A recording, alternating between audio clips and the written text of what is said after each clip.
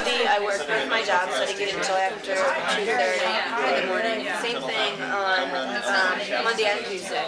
So I didn't get any sleep. And usually if I don't get any sleep, I get a headache. So I'm driving to work yesterday morning. It's turkey. When we're in the city, turkey comes flying into my car, and I'm thinking, this is a huge real turkey. Yeah, it turned out to be a real turkey. But I'm thinking, this is a huge bird. And it's a bus route. It's a little street. I'm driving, thinking this isn't stopping, so I'm slowing down as I come to the stop sign, and it landed, and it walked next to my car. I'm holding up traffic. I'm going, I'm like looking. I'm thinking, oh my God, it's a turkey. It was a turkey. I'm thinking, I can't go to work and tell anybody this because they're just going to say, Michelle, you need to get more sleep. And I kept thinking to myself to work, it was a real turkey. I know I got enough sleep. So when I got to work, I told everybody they were hysterical. And that's what they said. Well, since you wrote that up, maybe you should get some. It must have been somebody's because it was clean. It didn't look like it was running the streets. I mean, you don't see turkeys running the streets. Yeah, they don't look like they're going to No one was chasing You do it. see turkeys running in the streets, but not Not in the city. Yeah, it's on a bus route. But I mean, it just looked like it was coming right towards my car too, and then it kind of landed and walked on the side of it. I was like, oh, there's something wrong. Well, not to mention it's just a couple days before Thanksgiving. Yeah, that's what they said. They said good timing too. And oh, I never had anything like that happen right before Thanksgiving. But it was funny. It was a funny experience. I was looking in the rear view the whole way down that street after it happened. Someone came out of their house, and it looked like it was there's cars on both sides. So that's what they were doing, but it looked like it was walking where the turkey was walking. But I mean, I described it and everything, so the girls are working. They were going, yeah, sure. Okay, right, Michelle. What? Oh, it's about the wallboard, and the wallboard, the stack of wallboard was loaded onto the top of the car with nothing to keep it flat, and so Darren watched as one by one the sheets of wallboard went. But that leads into our wallboard story where we saw some wallboard and other stuff loaded on top of a truck, and there was nothing holding it on. It was just the weight of itself holding it. So that's our top of the car story. Brett. You have a top of the car? Huh? Did anything disastrous happen or funny? No, Or no, it wasn't. It was just, nothing strapped up, nothing strapping it on? it's just that they figured they didn't have to tie it down because it was too heavy.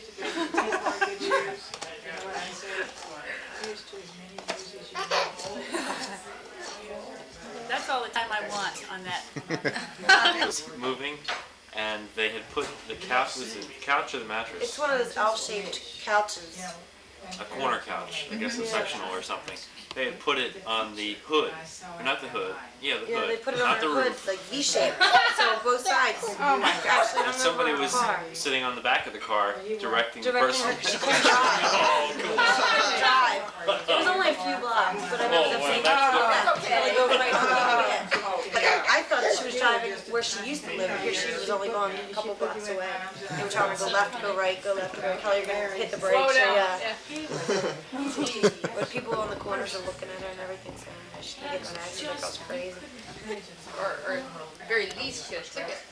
She is probably. Nothing like moving bird. That's it. Who's next? Top of the car. We're waiting. You're really waiting, huh? Doesn't have a red light, does it? Tells when it's on. Okay, you ready? I have a couple of top of the car stories. Okay, good. One of them is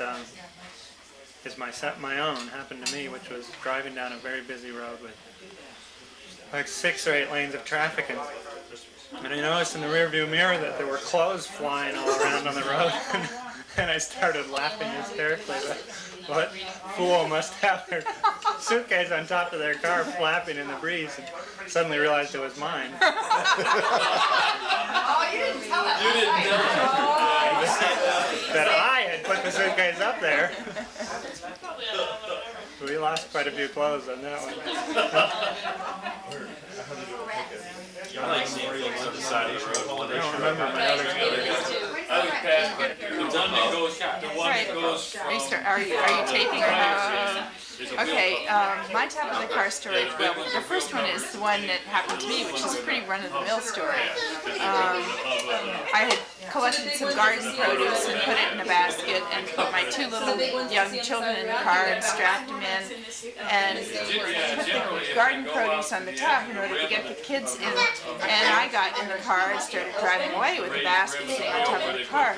But I just barely got out of the driveway when a neighbor who was walking down the street pointing, gesticulating, and I thought, what's she talking about? Then I realized I'd left the vegetables on top of the car, so I stopped and pulled them down. Very average story.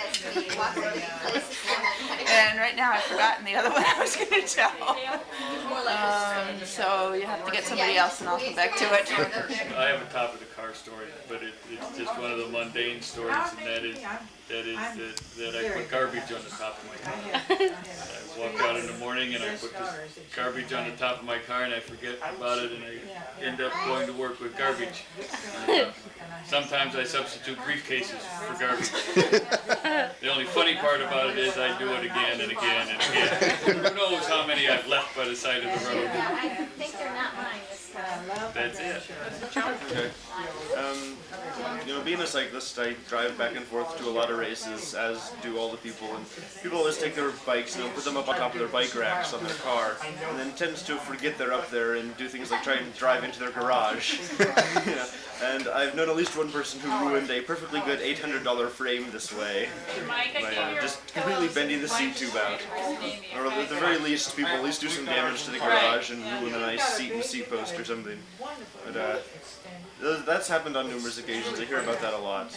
And then there's another friend of mine once who I noticed his frame was rather scratched and asked him what happened. In the first race of the season, they had just put their bike rack back on the car, hadn't been on there for a while, and apparently they didn't tighten it down enough. Because as they were driving down the highway at about 55 miles an hour, the whole thing lifted off with about 4 bikes on it, flying off the back. Completely trashed some of the bikes. It's not a good situation. So that just people just doing various things with bikes on top of cars. Screen door onto our car. It was just the screen door that covers the sliding glass door. And the guy, I mean, he was like Daryl and Daryl from, that show, Those Ridiculous Men. And he was telling us how stupid his brother was. I forgot about that part. He's taking the string and he's looping it around my car and pulling it back through the other side without like knotting it off or anything. It's going around in circles. It's going around. And so we watched him for a really long time, and then we put our 2 cents in, and we still drove home like this. Right. That's it. There's a guy in Chelsea who define a level of competence. is a beer drinker. You have to do it because you got to and he get the thing glued up. a beer can on the top of his car. That's my top of the car story. That's right. It's going to happen. That's it. Cheaper than getting the license plates with whatever you want on them, right? It's an interesting. I'd like to. Well, Bud. Say it with Bud, right? Very tough work, and me finally remembering to bring my lunch to work, and I left it on top of the roof of the car. And as I pulled out of the driveway, it was still on the top of my car, and it fell off the car, and I didn't realize that I had even left it there, and because I usually forget to bring my lunch to work. And Darren picked it up out of the driveway and brought it to me at the stoplight, about 3 miles down the road. He hopped out of the car, gave it to me, and then we drove off to work.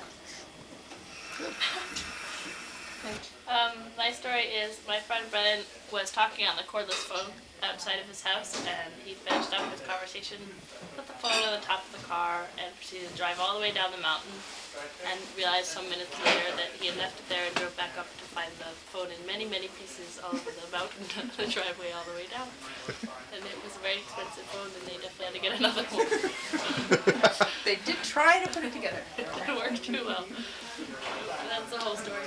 That's my only one. I didn't hear it. I hope it. Go ahead. Okay, well, my story was that I was playing in an orchestra at a Christmas pageant at a church, and I had put the string bass in the car, and I think it was after one of the rehearsals on the way back, and I had set some things on the top of the car, one of which was the little container of rosin for the bow, And I managed to get everything else off the top of the car, but that was still there.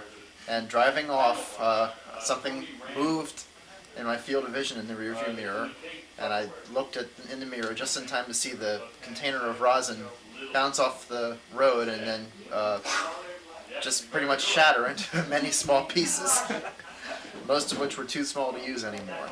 The old rosin story. That's about it. Not too many people tell a story about rosin. What is How do wrong? I make it stop? Press the button again. And we saw a woman pull out in front of us. I think we'd been on a picnic, I'm not real sure. But anyhow, this woman pulled out in front of us, and there was a shoe on top, a pair of shoes up on top of their car. And we followed her, trying to make her stop. And Flashing your lights and stuff. yeah, right.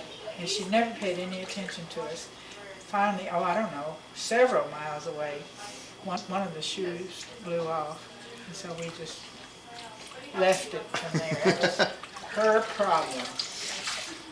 That's the only thing I can think of. I did know a man who, this was back in the days when $800 would be something like $3,000 now. His job was collecting for insurance or something like that, and he had $890 in his pocket. And he put them on the running board of a car. Running board, nobody nowadays knows what a running board is. And we had our picnic. This was a family picnic. And we left. And in the middle of the night, this young fellow realized that $890 wasn't anywhere around. He drove all the way out to Maumelle, which was about 15, 20 miles in Arkansas back in 1920. And money was there. It had fallen off the running board and was just lying there. Oh my goodness. In this picnic ground. That's a good one. That's it. Bath time.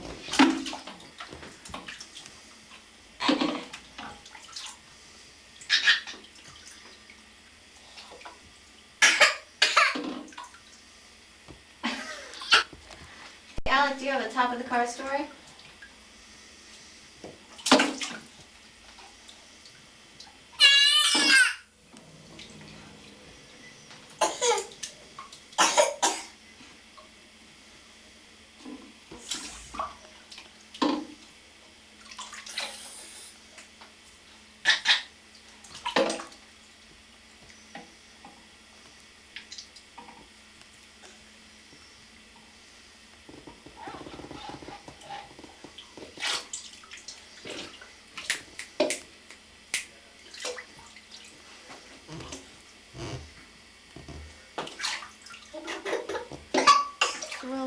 Okay, so my top of the roof story, like Derek, my top of the roof story involves bikes on top of the car roof. A friend of mine, Scott Norton, who I hang out a lot with, or used to hang out a lot with, a fair amount in California when I moved out. He has a roof rack which holds bicycles and windsurfing equipment. He decided to pull into McDonald's, and he forgot he had the bike on top of the roof rack. And when he did pull in, the roof that covers the receiving window for the food at McDonald's, he managed to crush the bikes into the roof, and then that in turn crushed the windshield. And that shocked him so much that he threw the car into reverse and backed out. When he backed out, the roof rack and the bike ripped off from the roof, fell on the hood of the car, scratched the hood, and then he in turn had to go to the body shop. That's my top of the roof story. Good job.